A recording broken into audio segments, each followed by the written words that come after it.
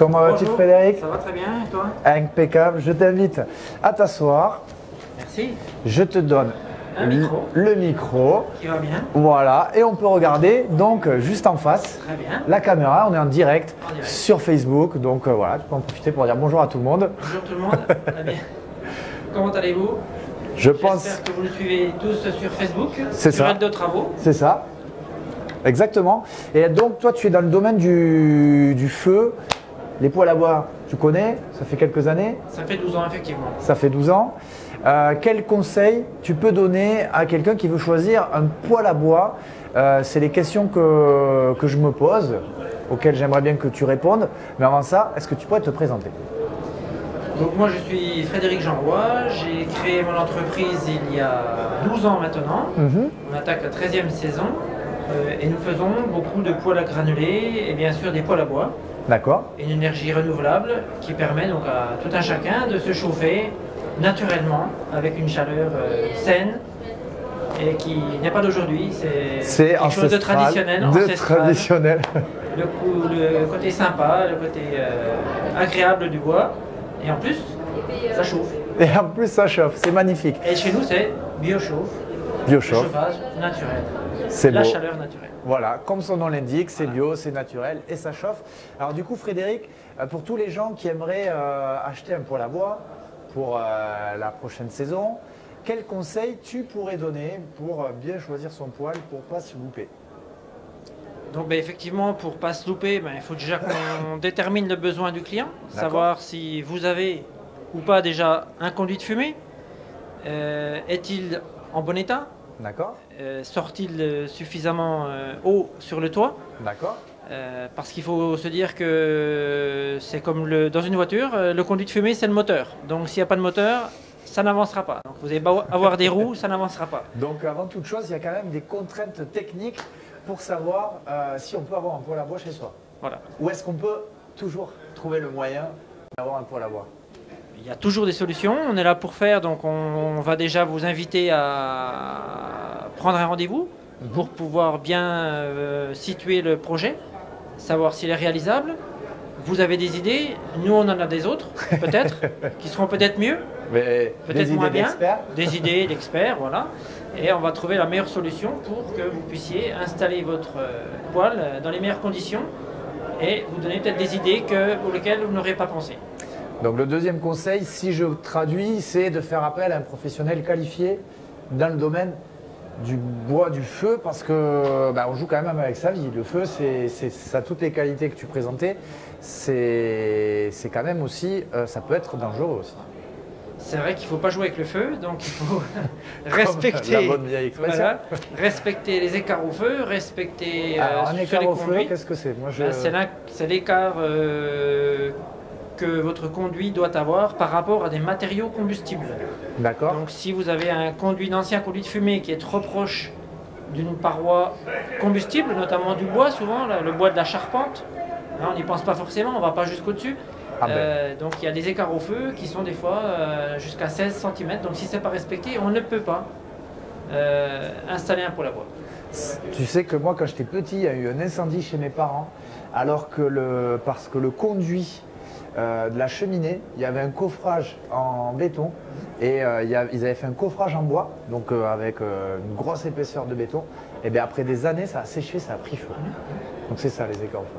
Il y a ça aussi, ou peut-être dans une hotte par exemple, la circulation d'air qui n'a pas été bien faite. D'accord. Et donc l'air, au lieu de s'évacuer de la hotte, elle reste dedans, la chaleur monte et à un moment donné, votre bois, même sans avoir de connexion avec les flammes, va prendre feu de par la chaleur. Waouh. Tout simplement. Donc c'est pour ça qu'il faut respecter toutes ces normes-là et faire appel à un professionnel qui, lui, va pouvoir vous dire, voilà, il faut faire dans les normes votre installation. Quelles sont les qualifications, vraiment, quand on fait appel à un professionnel pour son poêle à bois? Quelles sont les qualifications qu'il faut contrôler, qu'il faut avoir? Donc déjà, comme dans beaucoup de domaines dans le chauffage ou partout, dans la rénovation en général, on le voit bien aujourd'hui chez Synertiel, on doit être RGE déjà, reconnu Grenelle de l'environnement. Déjà. Et en plus avoir la qualification. Donc nous sommes Calibois R pour les poêles à air et Calibois O aussi pour les poêles à eau ou les chaudières. à eau chaude, donc pour se brancher sur le réseau de chauffage central. D'accord. Voilà. Donc ça, c'est les qualifications. Qualifications Il y avait obligatoires. flamme verte à un moment. Flamme verte, toujours, ça ou pas? c'est les produits qui doivent être flamme verte. C'est les produits.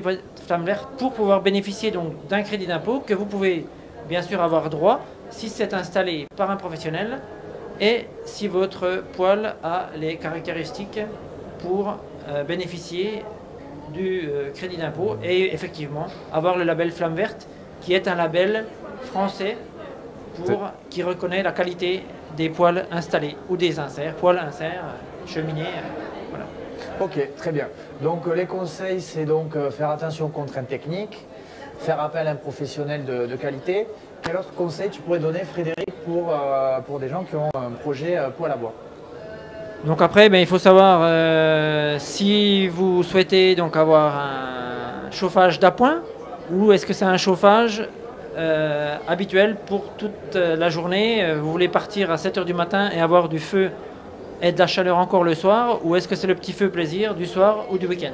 Ouais, c'est peut-être dommage de chauffer quand il n'y a personne à la maison. Je serais tenté de dire que c'est plutôt pour le petit feu plaisir. Donc si c'est pour le petit feu plaisir, donc ouais, effectivement, on a des poêles, enfin tous les poêles traditionnels, je dirais, sont dès l'instant où ils répondent aux normes de flamme verte et donc on peut utiliser n'importe quel poêle à bois, je dirais, qu'il soit en acier, en fonte. Il y a une pléthore de marques. D'accord. Et puis après, si vraiment on veut se chauffer vraiment et qu'on veut rester sur de la longue durée, on a ce qu'on appelle des poêles de masse. Les poêles de masse, on avait fait déjà une vidéo. Est-ce qu'on peut citer une marque ou deux très connues sur les poêles de masse? Tu travailles avec quelle marque? Nous, on travaille avec des Bretons qui s'appellent l'Orflamme. On travaille également avec des Norvégiens qui sont Norsk Kleber. D'accord. Donc, c'est des poêles de masse. Des poêles de masse aussi. Voilà, qui travaillent vraiment avec de la masse. Donc, la masse, ça veut dire que ce sont des poêles qui font 3, 4, 500, voire 1 tonne, voire plus. Voilà, donc là on est sur un autre type de chaleur, plus douce, plus diffuse. Donc là on va avoir effectivement, au lieu d'avoir de la convection, on va avoir du rayonnement. Donc c'est les pierres les fumées vont passer le long des pierres, elles vont chauffer les pierres. Et ces pierres-là vont diffuser la chaleur beaucoup plus lentement et de façon plus longue sur la journée, dans l'espace, dans la maison.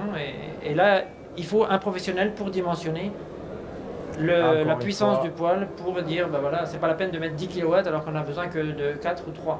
Ça, il y a des logiciels pour ça ou c'est parce que vous avez l'habitude? Comment vous faites pour dimensionner On avait la chance d'aller à l'école avant et puis de calculer de tête, donc la calculatrice elle s'est fait vite fait. Maintenant, mais sinon, il y a de tout effectivement. Ouais. Ok. Tu disais un autre conseil aussi par rapport au bois, parce qu'au final, qui dit poêle à bois dit bois. Tu disais attention, conseil d'expert. Prévoyez l'espace pour stocker le bois, c'est ça? Absolument. Ça, on n'y pense pas. Hein. Donc après, si vous avez une toute petite maison à 90 mètres carrés avec un petit garage pour mettre la voiture, que vous voulez encore mettre 3-4 stères de bois, voire 5 ou 6 si vous voulez chauffer toute l'année, 5 ou 6 stères de bois, 6 mètres cubes.